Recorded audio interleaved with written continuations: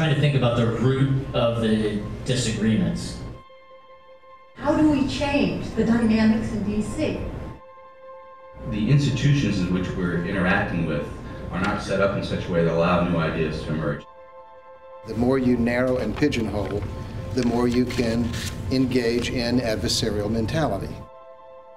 I don't mean to offend you, but I know that I am, because once it comes out, then you say something in the media instead of like talking to me.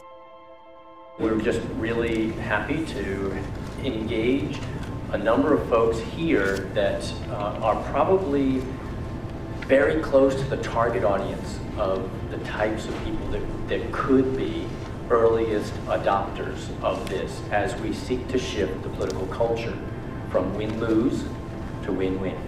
Thank you for having me. Thank you, Joseph, and the Transpartisan Alliance for inviting me. This is a very different environment for me. I'm excited about it and looking forward to the rest of the discussion. I work at a group called Freedom Works. We're a grassroots organization. We aspire to be the move on the right.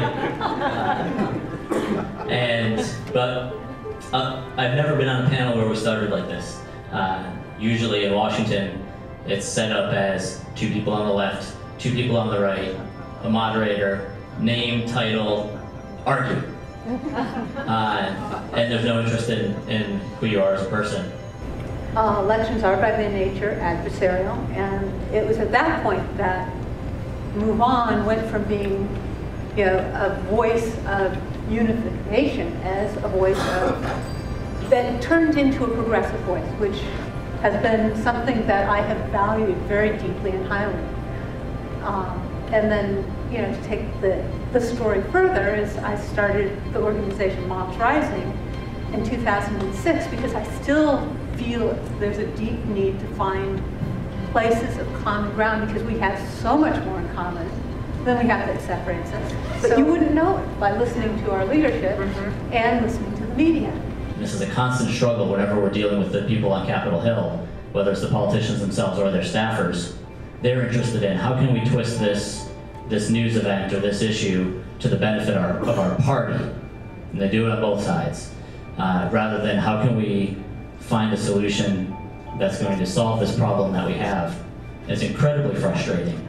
The institutions in which we're interacting with are not set up in such a way that allow new ideas to emerge. And I don't just mean the government. I mean the government's, when I'm on the Hill and I'm talking to congressional staff or even sometimes congressmen, they're like 20 years behind the culture. Trying to think about the root of the disagreements. And as I mentioned in my introduction, I think some of it's over our definitions of different words. And one word that I think is key that there's differences on is equality. And I think all sides recognize that equality is something desirable and that we should strive for, but the disagreement is over what should be equalized. And the left tends to, and if pardon my generalization, it's easier for facilitating the conversation. The left tends to prefer equality of outcome, and the right tends to say we should equalize equality of opportunity, defined as nobody's preventing you from trying to do something. For me, the thing I've been kind of wondering about how to change the dialogue about is you've got an element on the right that is really aggressively angry and not truthful. And it would be a wonderful thing if we could move that towards a respectful dialogue that really tried to stick with the reality of what's going on. As a founder of Move On, the number of untrue things that have been said about Move On are kind of boggling. Just to add to that before you get, I think that the same can be said about some folks on the left though. So I think just recognizing that there are untruths being spoken, and I would hope that people like us are helping to bring the true truth out. So just. I agree. And this notion of sharing drafts of communications beforehand came up organically on a Transpartisan Alliance phone call, which was one of our hopes.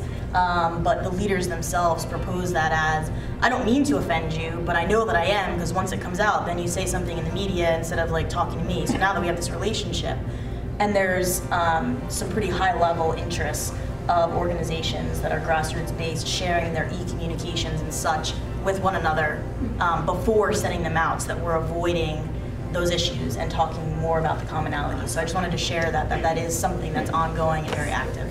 If an unlikely partnership, wherever possible, were to come about, I think that would be formidable, and I could see it growing. And I think, for want of nothing else but that very thing, I think that more people would be gravitated toward joining and supporting those organizations.